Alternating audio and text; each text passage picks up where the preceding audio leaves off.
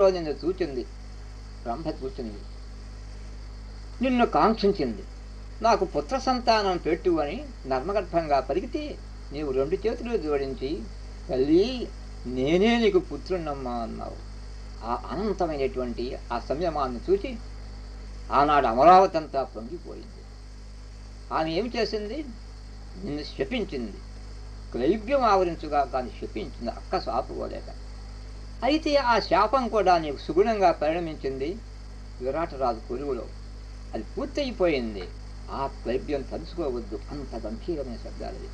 క్లైబ్యం మాస్మగమక పార్థ, పుధ కొడుకు నువ్వు లేక ఉంచుకో, కుంతి కొడుకు నువ్వు, వీరమాతను చెప్పుకునేటువంటి కుంతి కొడుకు నువ్వు. నైతత్వైయుపపద్యతి క్షుద్రం హృదయ దౌర్బల్యం త్యక్త్వా ఉత్తిష్ట పరంతవ. ఉత్తిష్ట అనే శబ్దం ఉపనిషత్ శబ్దం. అది ఉత్తిష్ట అంటే ఉత్తిష్ట, arise and awake and stop not till the goal is received అని ఉపనిషత్ వాక్యం. ఉత్తిష్ట కౌంతేయ యుద్ధాయ కృత నిశ్చయ అని చెప్పబోతాడు. కాబట్టి ఆ నీరసం, ఆ నిస్పృహ, ఔదాసీన్యము తీసుకోవాలి. ఒక్కసారి తలకాయ పైకెత్తి చూడు, ఆకాశం మీద చూసావా? దేవతలందరూ కూడా చూస్తున్నాడు నీకేసి. ఏమంటున్నారు వాళ్ళు? వీడే భారత వీరుడర్జునుడు, దౌర్వీర్య స్ఫురా సంగర క్రీడా నిర్జిత శూరి, నిర్జరగణ క్షేమంకరుండు వీడే అని పిలుస్తున్నారు. వీడేరా అర్జునుడు, దేవతలకి క్షేమాన్ని కలిగించాడు. మరి ఏం చేశాడయ్యా? శూరుని కూడా జయించిన వాడు అంటూ ఆకాశం మీద విమానాలలో చూడను వచ్చిరి, నిన్ను యుద్ధాన్ని చూద్దామంటూ వాళ్ళందరూ వచ్చారు. ఈ సంగతి తెలిస్తే ఏమైపోయింది తెలుసా నీ బతుకు? కాబట్టి ఉత్తిష్ట కౌంతేయ యుద్ధాయ కృత నిశ్చయ, జయించు నిమిత్తం లేదు, యుద్ధం చేసి తీరాలి అని తిరావేశంగా పలుకుతాడు. ఆ రజోగుణం ఏం చేసింది? పార్థులో కొంచెం చలనం కలిగించింది. తమస్సు నశించి సమాధానం చెప్తున్నాడు. నిజమేనయ్యా, నాకు యుద్ధం చేయాలని అంతరాత్మ బోధిస్తోంది, కానీ పాపం వస్తుందేమో అని భయమేస్తోందయ్యా. మరి ఏం చేయమంటావు? గురువు నహత్వాహి మహానుభావాన్, నాకు మతి లేదయ్యా, ఏం చేయమంటావు అని కొద్ది కొద్దిగా సాత్విక స్థాయికి దిగుతున్నాడు, శరణాగతి స్థాయికి వస్తున్నాడు. అట్లు పలిగి అంటాడు కదా, ఓ జగన్మాన్య కృష్ణప్రభు, కార్పణ్య దోషోపగత స్వభావక పృచ్ఛామి త్వాం ధర్మసమూఢచేతాః యచ్ఛ్రేయస్య నిశ్చితం బ్రూహి తన్మే శిష్యస్థీహం హ్యాధిమాం త్వాం ప్రపన్నం. 7వ శ్లోకం. 7వ శ్లోకము భగవద్గీత అనే దివ్య మందిరానికి సింహద్వారం అంటారు వ్యాఖ్యానకర్త. శరణాగతికి వచ్చేసాడంతే. ఏ కృష్ణ, కార్పణ్యం అనే దోషం నన్ను ఆవరించింది. కార్పణ్యం అంటే అజ్ఞానం అని అర్థం, జ్ఞానశూన్యత. ఏది చెయ్యాలో తెలియదు, ఏది మానాలో తెలియదు.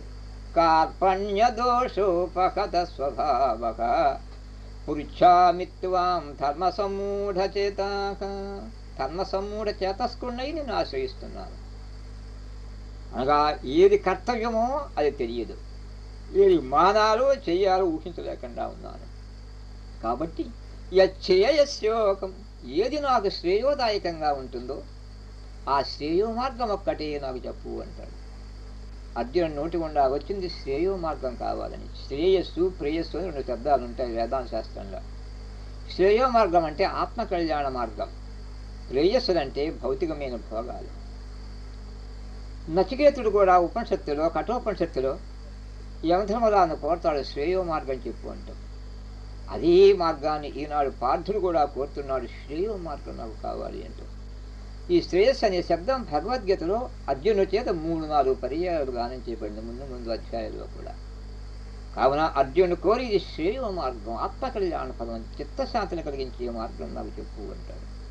కార్పణ్యం అనే దోషం నన్ను ఆవరించింది. యచ్ఛ్రేయస్యాన్నిశ్చితం బ్రూహి తన్మే శిష్యస్థేహం, నీకు శిష్యుని అయిపోతున్నానయ్యా, ఐ ఆమ్ యువర్ డిసైపుల్. షాధిమాం ఇన్స్ట్రక్ట్ మీ, నువ్వు ఎట్లా చెబితే అట్లా చేస్తా. అగ్నిలో దూకు అంటే దూకేసేస్తానంటున్నాడు అంతే. షాధిమాం త్వాం ప్రపన్నం, నేను ప్రపత్తి పొందుతున్నాను, శరణాగతి పొందిపోయాన్నాడు. ఈ రీతిగా శరణాగతి పొందిపోయినన్నాడు అని అంటాడు. నహి ప్రపశ్యామి మమాపనుద్యాజోకము చోషణమింద్రియాణం.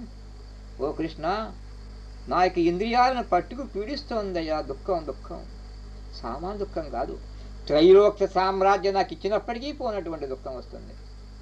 ఏమీ చేయలేనయ్యా అంటూ నయోత్సా ఇది గోవిందముక్త తూక్ష్ణీం బభూవ. ఏమీ చేయలేనయ్యా బాబు, యుద్ధం చేయనయ్యా నేను అంటూ అలా కూలబడిపోయి కూర్చున్నట్టు. అట్లా కూలబడిపోయిన పార్థుని చూసి చిరునవ్వు నవ్వుతున్నాడు. ప్రహసన్నివ భారత అన్నాడు. చిరునవ్వు నవ్వాటంతే. ఎందుకని? ఓ పార్థుడా, శరణాగతి పొందానన్నావు, ఏం చెబితే చేస్తానన్నావు, మళ్ళీ ఏమంటావు యుద్ధం చేయనంటావేమిటి? యుద్ధం చెయ్యాలో కూడదో నేను నన్ను చెప్పన్నావు కదా, నీ అంత నువ్వే నయోత్సాయితి గోవిందముక్త, నేనేం చెయ్యను అని కూర్చుంటావేమిటి అని నవ్వుతున్నాడు అంతే. ఆ ఎగతాడి చేస్తున్నాడా, పరిహాసం చేస్తున్నాడా అన్న రీతిగా చిరునవ్వు నవ్వుతూ పార్థసాధ బ్రహ్మజ్ఞానాన్ని ప్రబోధం చేస్తున్నాడు. పార్థులకు కావలసిన బ్రహ్మజ్ఞానం కలిగింది ఏమిటి అంటే మమకారం కలిగింది. మమకారం దేని వల్ల కలుగుతుంది? అహంకారం వల్ల వస్తుంది. ఈ మమకార అహంకారాలకు మూలసూత్రం ఏమిటయ్యా అంటే అజ్ఞానం. అజ్ఞానం పోతే అహంకారం పోతుంది, మమకారం పోతుంది. కనుక రోగాన్ని గుర్తెరింగి ఔషధం వేయాలి. అర్జునుడికి వచ్చిన వ్యాధి మమకార వ్యాధి. అది పోగొట్టాలంటే జ్ఞానమే, చీకటి పోగొట్టాలంటే వెలుగే కావాలి. కనుక వెంటనే ప్రప్రథమంగా ఏం చేశాడు? జ్ఞానోపదేశం ప్రారంభం చేస్తాడు. 11వ శ్లోకంలో అయితే 30వ శ్లోకం వరకు అఖండమైనటువంటి బ్రహ్మజ్ఞాన ప్రబోధం మనకు గోచరిస్తూ ఉంటుంది. అశోచ్యానన్వశోచస్త్వం ప్రజ్ఞావాదాంశ్చ భాషసే గతాసు నగతాసుంశ్చ నానుశోచంతి పండితగా అంటూ గానం చేస్తాడు. ఏమయ్యా, నీ పలుకులు చూస్తే జ్ఞాని లాగా ఉన్నాయి, నీ పద్ధతి చూసే పరమమూర్ఖుడు అనిపిస్తూ ఉంది. ఏమిటి వేదాంతం? జ్ఞాని కబుర్లు, ప్రజ్ఞావాదాలు చెబుతున్నావు. జ్ఞానిని వాడు ఏడుస్తాడా? జ్ఞాని ఎప్పుడు ఏడవడే. చచ్చిపోయిన వారి గురించి ఏడవడు, బతుకున్న వారి గురించి కూడా ఏడవడు వాడు. నువ్వేం చేస్తున్నావు? బతుకున్న వాళ్ళని గురించి ఏడుస్తున్నావు. ఎంత మూర్ఖం! అశోచ్యాన్ అంటూ ప్రారంభం భగవద్గీత. అనగా శోకరాహిత్యాన్ని గురించి ప్రబోధం చేస్తూ ఉంటుంది భగవద్గీత. మొదటి శ్లోకం అది, గీతోపదేశం మొదటి శ్లోకం. ఆఖరి శ్లోకంలో కూడా మాసుచా దుఃఖం వద్దు అంటుంది. కనుక గీత యొక్క తాత్పర్యం దుఃఖ నివారణ, దుఃఖశమం బోధిస్తుంది మనకు. అశోచ్యాన్ అన్వశోచస్త్వం. ఎవరి కొరకు దుఃఖం అవసరం లేదో వాళ్ళ కోసం ఏడుస్తున్నావేమిటి? ఈ భీష్ముడి కోసం, ఈ ద్రోణుడి కోసం ఏడుస్తున్నావేంటి? వాడు చచ్చిపోయేవారు కాదే వాళ్ళు, వాడేమి చావరు. ఇమే రాజా, ఈ రాజులు ఎవరు చచ్చేవాళ్ళు కాదు. నువ్వు చావు, నేను చావు, ఎవరు చచ్చేవాళ్ళు ఎవరు లేరు. మరి ఎందుకు ఏడుపు అని అద్భుతమైన ఉపనిషత్తు యొక్క దివ్య సందేశం చెబుతున్నాడు వాడు. అనగా మానవ శరీరం అంటే 2 వస్తువుల సమ్మేళనం రా అన్నాడు. అంటే ఒకటి శరీరము, 2 శరీరి. ఒకటి దేహము, 2 దేహి. ఒకటి చైతన్యము, 2వది జడము. శరీరం నశించిపోయేది, అందులో ఉండే శరీరం ఉన్నాడే వాడికి నాశనం లేదు. దేహం నశించిపోయేది, అందులో ఉండే దేహి ఉన్నాడే వాడికి నాశనం లేదయ్యా. చైతన్యం ఉంది, దానికి నాశనం లేదు. దాన్ని ఆవరించి ఉన్నది జడం. ఆ జడం నశిస్తుంది. క్షేత్రము నశిస్తుంది, క్షేత్రజ్ఞుడు ఉన్నాడు, అందులో వాడికి నాశనం లేదయ్యా. దేహినోస్మిన్ యథా దేహే కౌమారం యవనం జరా తథా దేహంతర ప్రాప్తి ధీరక తత్ర నముఖ్యతి. ఈ శరీరానికి సద్భావ వికారాలు ఉన్నాయి. ఎప్పుడైతే వికారాలు ఉన్నాయో నశించిపోతూ ఉంటుంది. ఆత్మకి ఎదుగు లేదు, పొదుగు లేదు, తరుగు లేదు. ఎప్పుడు నిత్య సర్వగత స్థాణు వచలోయం సనాతన. ఈ దేహం అనేక మార్పులు పొందుతూ ఉంటుంది. మరణము కూడా ఏమిటయ్యా అంటే ఒక మార్పు. దేహాంతర ప్రాప్తి కలుగుతుంది. దీనికోసం విచారం ఎందుకు, బెంగ ఎందుకయ్యా అంటారు. వాసాంసి జీర్ణాని యథా విహాయ నవాని గృహ్ణాతి నరోపరాణి తథా శరీరాన్ని విహాయ జీర్ణాని అన్యాని సంయాతి నవాని దేహి అంటూ ముక్తకంఠంతో గానం చేస్తుంది భగవద్గీత. ఏ విధంగా మానవుడు సమయానుకూలంగా వేషాలు మారుస్తూ ఉంటాడు, కొత్త వేషాలు ధరిస్తూ ఉంటాడు, అదే రీతిగా ఈ ఆత్మ ఏం చేస్తుంటుంది? రకరకాలైనటువంటి వేషాలు, రకరకాలైన శరీరాలు ధరిస్తూ ఉంటుంది. చిరిగిపోయిన గుడ్డ తీసి పారేస్తాం మనం, కొత్త గుడ్డ ధరించుకుంటూ ఉంటాం. మనం ఏడుస్తున్నావా? ఏడవటం లేదే. వాసాంసి జీర్ణాని యథా విహాయ అన్నాడు. అది శిథిలమైపోయిన బట్టలు కాబట్టి మనం ఏడవటం లేదండి. మరి శరీరాలు పటుత్వంగా ఉన్నవి నశించిపోతున్నాయే అని సందేహం కలుగుతుంది నాకు. యవ్వనంలో ఉండే శరీరాలు నశించిపోతున్నాయి, జీర్ణమే శరీరం పోయింది అంటే వ్యాసుడు చెప్పినటువంటి ఉపమానం బాగుంది అన్నాడు ఒక ఆయన. దానికి తాత్పర్యం వాసాంసి జీర్ణాని యథ. జీర్ణం అంటే అర్థం ఏమిటంటే వయస్సే జీర్ణమని కాదు, ప్రారంభ కర్మ చేత జీర్ణమైపోయిన శరీరం అర్థం. శరీరం ఎందుకు ధరిస్తాం మనం? ప్రారంభ కర్మ అనుభవించడం కోసం. ఒకప్పుడు ఆ ప్రారంభ కర్మ బాల్యంలోనే పూర్తి అయిపోతే బాల్యదేహమే జీర్ణ శరీరం అయిపోతుంది. ఒకప్పుడు ఆ ప్రారంభ కర్మ యవ్వనం వరకు ఉంటే యవ్వనంలో పూర్తి అయిపోతే యవ్వన శరీరమే జీర్ణ శరీరం అయిపోతూ ఉంటుంది. కనుక జీర్ణాని అంటే ఏమిటంటే ముసలి శరీరం అని అర్థం కాదయ్యా అన్నాడంటే వ్యాఖ్యానకర్త. వాసాంసి జీర్ణాని యథా వికాయ నవాని గృహ్ణాతి. కొత్త శరీరం వస్తుంది. ప్రారంభ కర్మ అనుభవించడానికి ఏది యోగ్యమై ఉందో మళ్ళీ అటువంటి కొత్త శరీరం వస్తూ ఉంటుంది అనేది.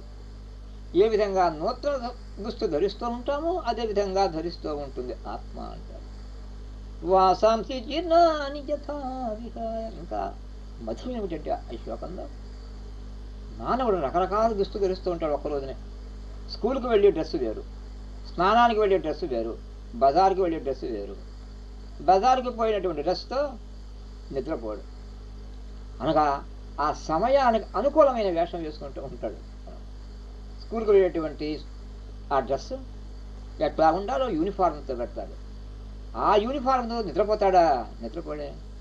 గోదావరి వాడి స్నానం చేయాలంటే ఆ యూనిఫారంతో పోతాడా? వాడు దానికి తగిన యూనిఫారం వేరుగా ఉన్నది. ఈ రీతిగా వంట చేయాలనుకుంటాం, ఆ వంట చేసేటప్పుడు యూనిఫారం వీడితో వంట చేస్తాడో వాడు చేయడు, దానికి అనుకూలమైనటువంటి మళ్ళీ కట్టుకుంటాడు.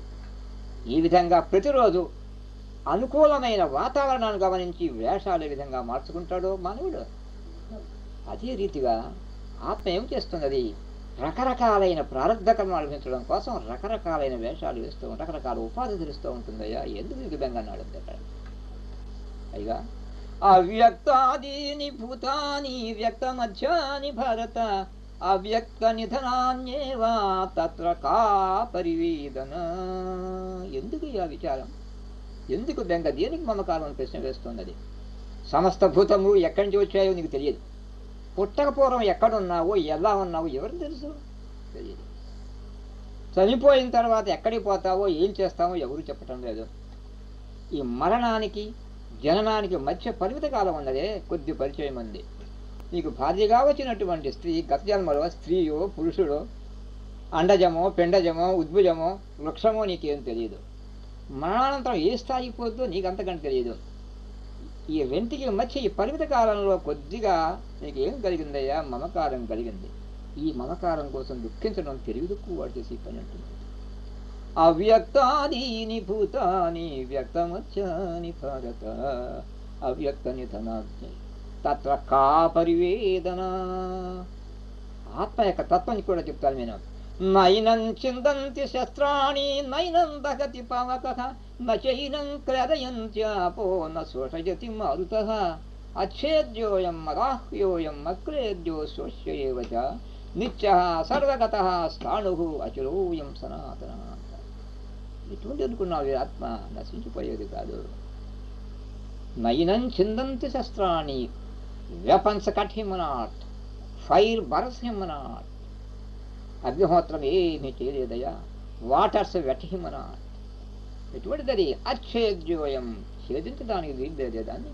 కత్తుల చేత ఖడ్గాల చేత ఆటం బాంబుల చేత చచ్చిపోయి నశించేది కాదది.